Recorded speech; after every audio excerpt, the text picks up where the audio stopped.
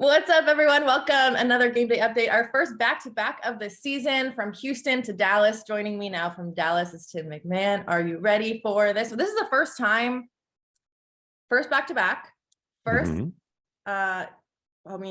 Dallas will be looking for their first win, right?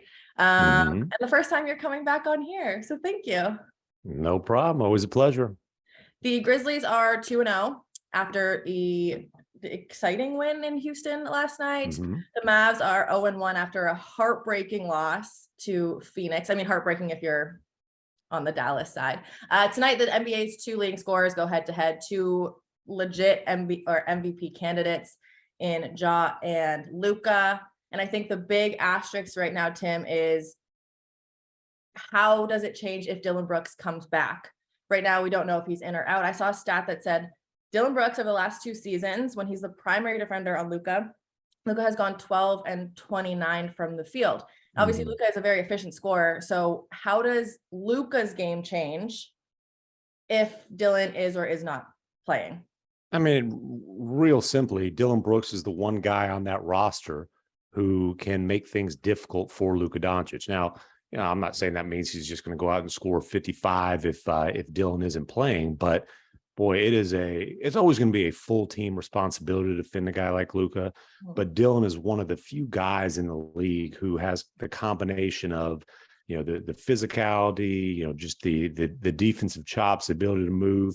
But really I think a lot of it does come down to he can physically match Luka, because what happens with Luka is he just overpowers a lot of guys. And he's obviously not, he doesn't have Ja Morant's quicks, put it that way, but he's a little bit quicker than people think. And once he gets just a little bit of an advantage, you're doomed. If he gets you on his hip, you're going wherever he wants because he's so strong. Well, Dillon's one of the few guys in the league who, as a wing or on-ball defender, is strong enough to kind of counter that. So his availability or lack thereof is certainly going to be critical in this game. And look, they missed Dillon last night in Houston. I assume he probably would have been on Jalen Green, who, boy, I tell you what, Jalen Green, you saw it coming at the end of last season. I think, Grizzlies fans saw it last night. Like, that guy is going to be a big time scorer in this league. But, it was pretty easy for him last night. It's never going to be easy if Dillon Brooks is the guy defending you. But right now, again, we'll see about Dillon Brooks. Obviously, Jaren Jackson Jr. is going to be out for, we don't know how much longer, but a little bit longer here. You take those two guys out of the equation for the Grizzlies, and it's a good thing they can put a lot of points on the board, because it's really a struggle defensively right now. And when you talk about putting points on the board, Dallas can score. Dallas has guys that can put points up there. So, you're going to get a very cliche answer when you ask who's going to stop Luka, who's going to stop, any of the bigs that, they're going with JaVale McGee and Christian Wood off the bench. They can put up points, but it's going to have to be everyone, right? That's the answer you're going to get. They have to defend by committee tonight. Yeah. And, quite frankly, and I'm saying all this and I'm kind of guaranteeing us some ugly, 91-88 slop fest. I highly doubt that, though. I think obviously Taylor Jenkins is going to be preaching defense, and they're going to be, coming up with everything they can scheme-wise and all that. But, hey, the Grizzlies are going to have to light it up. Does Ja have another 49 in him? I wouldn't doubt it. Desmond Bane, hey, they were so excited about Desmond Bane coming in this season. He's slimmed down. He's improved as a playmaker, as a creator. It's been a slow start for him. He's not going to shoot 6 of 23 very often. Can he have his breakout performance tonight against, you can say this about everybody, a team that passed him, but I think especially Dallas, and he mentioned this after last season in Dallas. He played down the road at TCU. Dallas drafted a wing. As he mentioned, that wing barely played in the game where he had kind of his breakout performance in terms of scoring with the Grizzlies. And again, I know they expect really big things from Desmond Bane, bigger than last year, which if he takes a step from that, he's in the All-Star conversation. Tonight would be a pretty good time for him to show that. Yeah, that breakout game you're talking about was his 29-point performance at Dallas last season. You mentioned it, 6 for 23, not the start you want. Is tonight a bounce back game? And I'm asking that simply because, not because I don't think Des can do it. I hope he gets his rhythm back. It's only been 2 games, so nothing to stress about yet. But Dallas also has really good wing defenders and really Yes. long wing defenders.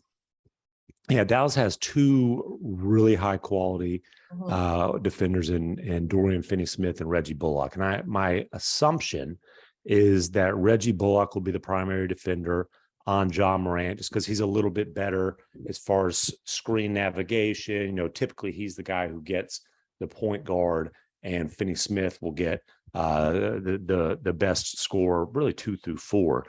So I think he's going to have to. My guess is Desmond Bane will have to deal with Dorian Finney-Smith. That's not an easy assignment. He's but long too.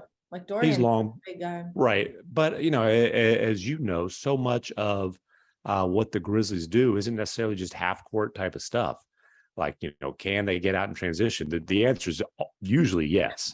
And so, you know, maybe he can get a couple of clean looks early on in the game. Obviously, Ja's going to be pushing the pace. You know, you get a couple. It really, I think Bane, if he can get 1 or 2 to go down early in the game, I guarantee you he's not coming in here tonight worried about 6 of 23. I think he's the kind of shooter who he's assuming he's got a 15 of 23 coming soon. Yeah, I love that for him.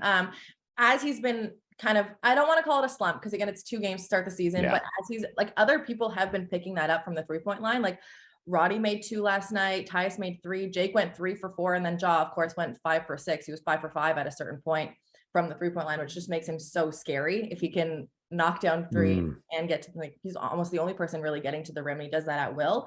My very last question for you though is, earlier this week, I was talking about my picks for 6th man of the year, and I mentioned Christian Wood because I think having him come off the bench is insane.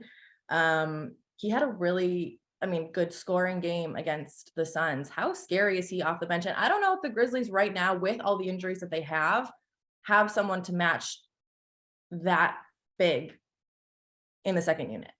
Yeah, no, I think Christian Wood is absolutely a 6th man of the year candidate. And you know, there's a lot of discussion of should he be starting and that sort of a thing. I think he's going to have to prove himself on the defensive end to make that a conversation that the coaches are having. I'll put it to you that way. But his scoring ability, he can be the focal point of the offense when Luka's not on the floor. And obviously when he's running pick and roll, pick and pop with Luka, you give a guy that skill with that kind of athleticism, clean threes or lobs at the rim. And he made some passes the other day out of the short roll. That's like, okay, if he's doing that on a consistent basis, look out, because what they're going to do a lot of times is, put him on the floor with 3 shooters and Luka. It's going to be a wide open floor. And, teams obviously going to try to take the ball out of hands. He's going to have some opportunities as a playmaker in the short roll. And if he can really take advantage of those, it's an extremely difficult team to defend.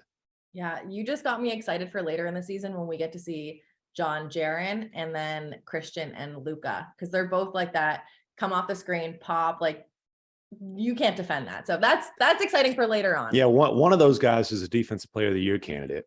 And it ain't the dude in Dallas. Well, Jaren will love to hear you say that. So hopefully he's listening all the way through this interview. Tim, thank you so much. I'm so excited for the first matchup of this little division. I'm not going to call it a rivalry, but it's always fun watching Luka and Ja go head to head.